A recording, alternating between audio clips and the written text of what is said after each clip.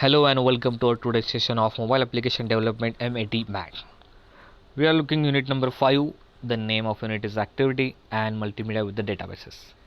In the last session we have covered the point 5.1, that is intent, and in the recent session we have started 5.1 activity lifecycle, and we will discuss about the activity lifecycle.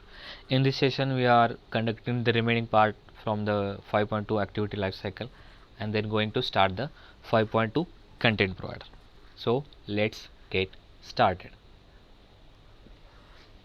So 5.1 मधील जो राहिलेला होता point तो होता sending the broadcasters. Broadcast send करणे. तर broadcast send करणे काय म्हणजे एका लोकेशनपासून दुसऱ्या लोकेशनपर्यंतला मेसेज कन्वे करणे किंवा सेंड करणे. We can send the broadcasters in the applications using the 3 different ways. आता याच्यामध्ये आपल्याकडे 3 डिफरंट वेज अवेलेबल आहेत. पहिला वे आहे आपला send ordered broadcast in bracket intent comma strings.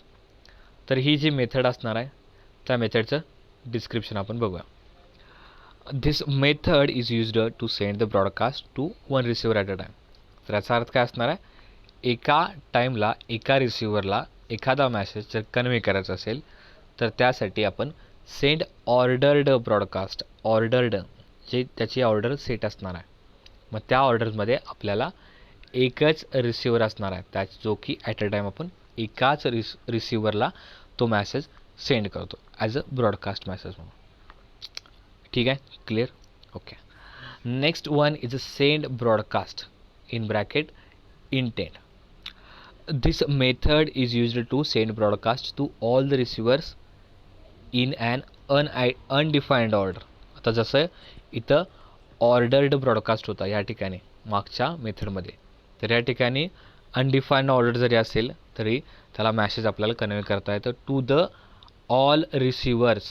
आता याच्यामध्ये कोणत्याही प्रकारचं रिस्ट्रिक्शन्स नाही आहे की तुमचा जो काही रिसिव्हर असेल तो ऑर्डर्ड असेल किंवा डिफाईंड ऑर्डरमध्ये असेल किंवा कोणत्याही प्रकारचं, तर तो अनडिफाईंड ऑर्डर असला तरी चालेल, त्याच्यामध्ये आपल्याला ब्रॉडकास्ट मेसेज सेंड करता येतं. सेकंड झालं. The third one is a load broadcast manager dot the send broadcast. Load broadcast manager dot send broadcast. तर this method is used to send the broadcast to the receivers that are in the same application as the sender. आता याचा main जो काही description आहे त्याच्यामध्ये कळून येतं आपल्याला की जो काही सेंडर आहे आणि रिसिव्हर आहे तर ते दोन्ही पण एकाच ॲप्लिकेशनमध्ये असले पाहिजेत, म्हणजे दोन्ही एका ॲप्लिकेशनचा भाग असले पाहिजेत, जेणेकरून म्हणजे फॉर एक्झाम्पल घेतला तर तुम्ही व्हॉट्सअपवरती मॅसेज वगैरे सेंडिंग करत असता, तर त्यावेळेला काय असतं की दोन्ही मोबाईल नंबर्स हे रजिस्टर्ड असतात आणि त्याचा अकाउंट आपल्या व्हॉट्सअपवरती रजिस्टर असतं. त्यामुळे दोन्ही युजर म्हणजे युजर आणि सेंडर त्या ॲप्लिकेशन्समध्ये असतील तर त्यावेळेला ते कम्युनिकेट करू शकतात. जर तुमचा एखादा ॲप्लिकेशनमध्ये तुमचा जर रजिस्ट्रेशन नसेल, फॉर एक्झाम्पल एखादा नंबर व्हॉट्सअपवरती रजिस्टर नसेल, त्याचा व्हॉट्सअपवरती अकाउंटच नसेल, तर तुम्ही त्याच्यावरती व्हॉट्सअपवर कम्युनिकेशन करू शकत नाही. तर हा झाला आपला थर्ड मेथड. एक्झाम्पल वाईज लक्षात ठेवला तर तुम्हाला खूप इझी जातं. ठीक आहे. Sending broadcasters. Now the next point is a system broadcasters. System broadcast काय करतं, सिस्टीम थ्रू होतं. In the Android several system events are defined as the final static field in the intent class. तर आपल्याला माहीत आहे की intent आपण बघितलेला आहे, इंटेंट क्लास बघितलेला आहे. जे काही सिस्टीममध्ये ब्रॉडकास्ट असणार आहेत, म्हणजे जे काही सिस्टीम्समध्ये मल्टिपल इव्हेंट्स असणार आहेत, सेव्हरल इव्हेंट्स असणार आहेत, ते आपण काय करतो as a final static field म्हणून इंटेंट क्लासमध्ये आपण डिफाईन करतो, जेणेकरून जे काही मल्टिपल इव्हेंट्स असतील तर ते त्यानुसार इव्हेंट कॉल होऊन त्याचं एक्झिक्युशन होण्यासाठी. ठीक आहे. Here following are the some of the system events available in the Android applications. तर जे काही आपल्याकडे इव्हेंट्स आहेत तर त्याच्यावरती लक्ष ठेवा. पहिला आहे बूट कंप्लिटेड. आता याचा अर्थ आता नावात कळते, बूट कंप्लिटेड म्हणजे ज्यावेळेला आपलं जे काही मशीन असेल किंवा एखादा डिव्हाइस असेल तर त्याचं जे काही बूटिंग असतं, सिस्टीम बूट, तर ते कंप्लीट झाल्यानंतर जो काही इव्हेंट आपल्याला ट्रिगर करायचा असेल किंवा इव्हेंट एखादा रेज करायचा असेल तर त्यासाठी आपण ही मेथड यूज करतो basically. It raise an event once the boot is completed. म्हणजे फॉर एक्झाम्पल आपला कम्प्युटरचा बूट सिस्टम आहे. म्हणजे बूट काय करतो आपण, कम्प्युटर ऑन करतो, त्याचं बूटिंग इंटरनली होत राहतं आणि बूट झाल्यानंतर आपल्याला मेन विंडोज असेल किंवा तुमचे जे काय ऑपरेटिंग सिस्टीमचं होम पेज दिसतं, ते होम पेज तुम्ही ॲक्सेस करून जे काही तुम्हाला इव्हेंट्स पाहिजे असतील, तुम्हाला इंटरनेट एक्सप्लोर ओपन करायचा आहे, मोझिला फायरफॉक्स असेल, क्रोम असेल, मायक्रोसॉफ्ट वर्ड असेल, किंवा तुम्ही कोणत्याही पेजवरून कोणत्याही पेजवरती नॅव्हिगेट केला तर तो एक प्रकारचा इव्हेंट असतो. तर त्या ठिकाणी आपण ज्यावेळेला सिस्टीम बूट कंप्लीट होते त्यावेळेला तो आपण बूट करू शकतो. या ठिकाणी आपण पहिला इव्हेंट यूज करू शकतो. Clear. The next is power connected. आता याच्यामध्ये आपल्याला कळते की जे काही डिव्हाइस असणार आहे त्या डिव्हाइसला ज्यावेळेला पॉवर मिळेल किंवा पॉवर कशी मिळणार, तो डिव्हाइस कनेक्ट केल्यानंतर. म्हणजे एखादा डिव्हाइस कनेक्ट केल्यानंतर त्याला जर पॉवर मिळाली तर एखादा इव्हेंट असेल जो की ट्रिगर करत असेल तर तो एक्झिक्यूट होण्यासाठी आपण ही मेथड हा इव्हेंट यूज करतो. फॉर एक्झाम्पल आपण काय करतो, आपला जो पेनड्राईव्ह आहे तो OTG थ्रू आपण आपल्या मोबाईलला कनेक्ट करतो. ह्याचा अर्थ काय होतो, आपल्या मोबाईलची जी काही बॅटरी असते त्या बॅटरी थ्रू पॉवर आपल्याला OTGचा केबल असेल किंवा OTGचा तुमचा मेन छोटासा ॲडॅप्टर असेल तर त्याच्यातनं तो पेनड्राईव्हमध्ये कनेक्शन राहतं आणि त्याच्यातला जो काही डेटा ट्रान्सफर असेल किंवा डेटा डिलीट करणार असेल तर त्या सगळ्या गोष्टी आपण याच्यामध्ये करू शकतो. तर सेम तसा पॉवर डिस्कनेक्टेड आहे. म्हणजे त्याचा अर्थ काय, कंटिन्यू घेऊ आपण एक्झाम्पल तेच, की ज्यावेळेला आपण OTG थ्रू आपण आपला पेनड्राईव्ह रीड करतो आपल्या फाईल मॅनेजरमध्ये, त्यामध्ये आपण राईट करू शकतो किंवा डिलीट करू शकतो आणि ज्यावेळेला ते रिमूव्ह होतं त्यावेळेला तो डिस्कनेक्ट होतो आणि त्यावेळेला त्याची पॉवर असेल ती कट होते आणि जो काही इव्हेंट ट्रिगर होणार ते इव्हेंट आपलं कंप्लीट होणार. जसं पॉवर कनेक्टेड असणार आहे, सिमिलरली पॉवर डिस्कनेक्टेड असणार आहे. The next event is battery low. Battery low event कशासाठी यूज करतं, की ज्यावेळेला तुमची बॅटरी लो असणार आहे. आता बऱ्याचशा मोबाईलमध्ये काय असतं की पॉपअप देत असतात किंवा एक एरर किंवा नोटिफिकेशन असते, अलर्ट मेसेज, की जेणेकरून तुमची बॅटरी 20% आहे किंवा बॅटरी 15% आहे, 10% आहे, लो आहे. तर बऱ्याचशा आत्ता मोबाईलमध्ये कसं असतात, बॅटरी सेव्हर्सचे ॲप असतात किंवा लो पॉवर मोड असतो ऑन. मग त्यावेळेला तुम्हाला एक मॅसेज ट्रिगर केला जातो की तुमची बॅटरी पर्सेंटेज कमी आहे आणि तुम्ही लो पॉवर मोडला तुम्ही स्विच करणार आहात का, किंवा अल्ट्रा बॅटरी सेव्हर म्हणून ऑप्शन असतो तो त्याच्यावर सेव्ह करणार असाल का. तर ह्या प्रकारचे जे इव्हेंट असतील ते ह्याच्यामधून होतात, जसं की बॅटरी लो. आणि याच्यासोबतच बॅटरी ओके, म्हणजे ज्यावेळेला आपली बॅटरी लो झाल्यानंतर आपण काय करतो, चार्जिंग करतो, त्यानंतर आपण ते नॉर्मल मोडला स्विच करून घेतो. म्हणजे ज्यावेळेला बॅटरी पर्सेंटेज आपलं नॉर्मल असतं 20पेक्षा जास्त, त्यानंतर ते यूज करतो. आणि लास्टला आहे रिबूट. लास्टचं जे काही मेथड आहे इव्हेंट आहे तो आहे रिबूट. ह्याच्यामध्ये काय असणार आहे, ज्यावेळेला आपला डिव्हाइस असेल तर तो रिबूट केल्यानंतर कोणते इव्हेंट्स असणार आहेत ते कॉल करू शकतो. ठीक आहे, एकदम बेसिक आहे. रिअल लाईफचे एक्झाम्पल्स घेऊन आपण ह्या सगळ्या इव्हेंट्स डिस्कस केलेल्या आहेत. So here we have completed the 5.2. Let's get started with the 5.3, the content providers. तर कंटेंट प्रोव्हायडर नावामध्येच कळतं की आपल्याला ह्याच्यामध्ये आपल्याला कंटेंट मिळणार आहे जो की आपण स्टोअर केलेला असेल. Here the content provider will act as a central repository to store the application's data in one place and make the data available for the different applications to access whenever it requires. म्हणजे एक प्रकारचं डेटाबेसचं काम करतं, जेणेकरून आपल्याला एक central repository type एक place मिळतं, वन प्लेस मिळतं. त्याच्यामध्ये काय करतो आपण, जो काही ॲप्लिकेशनचा डेटा असतो तो सगळा आपण त्या ठिकाणी स्टोअर करतो आणि ज्या वेळेला आपल्याला रिक्वायर्ड असतं त्यावेळेला तो आपण ॲक्सेस करून घेऊ शकतो आणि तो डेटा आपल्याला मल्टिपल किंवा डिफरंट ॲप्लिकेशन्समध्ये सुद्धा अवेलेबल होतो. एक प्रकारे डेटाबेसचं काम करतं. ठीक आहे.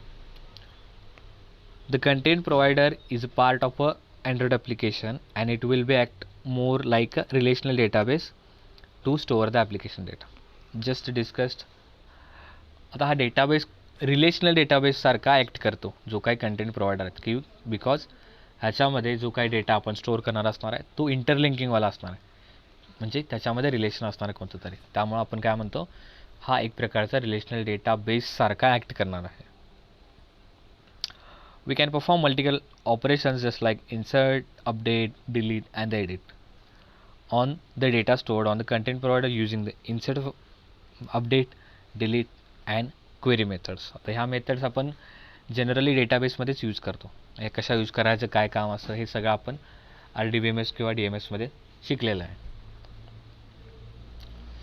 We can use the content provider whenever we want to share our application data with the other applications, and it allows us to make a it allows to make a modification to our application data without affecting other applications which depends on our applications. आता याच्यामध्ये कसं असतं, content provider हा असतोच, त्याच्यामध्ये काय करतो आपण, डेटा स्टोअर करतो आणि तो शेअरसुद्धा करू शकतो. म्हणजे बाकीच्या ॲपसोबत, म्हणजे एका ॲपमधून दुसऱ्या ॲपमध्ये जर डेटा शेअर करणार असेल तर त्याच्यामध्ये आपल्याला मॉडिफिकेशन्स करता येतात. जे काही एका ॲप्लिकेशनमधून दुसऱ्या ॲप्लिकेशनमध्ये डेटा ट्रान्सफर होत असतो त्यावेळेला without affecting the data we can transfer or we can share the data or the required data from the content provider. The next point is access data from the content provider. आता content provider मधला data access कशा प्रकारे करायचा? To access the data from the content provider we need to use content resolver object. Content resolver object is used in an application to communicate with the provider. आता जे highlighted दिसतात तुम्हाला कलर्समध्ये, तर त्या गोष्टी व्यवस्थित लक्ष देऊन बघायच्या. कंटेंट रिझॉल्वर हा एक ऑब्जेक्ट असणार आहे जो की आपण कंटेंट प्रोव्हायडर याच्यामध्ये यूज करतो. कशासाठी, तर कम्युनिकेशन करण्यासाठी, कोणामध्ये, प्रोव्हायडरसोबत कम्युनिकेशन करण्यासाठी कंटेंट रिझॉल्वर ऑब्जेक्ट आपण यूज करतो. In Android to send a request send करण्यासाठी आपण कंटेंट रिझॉल्वर हा ऑब्जेक्ट यूज करतो.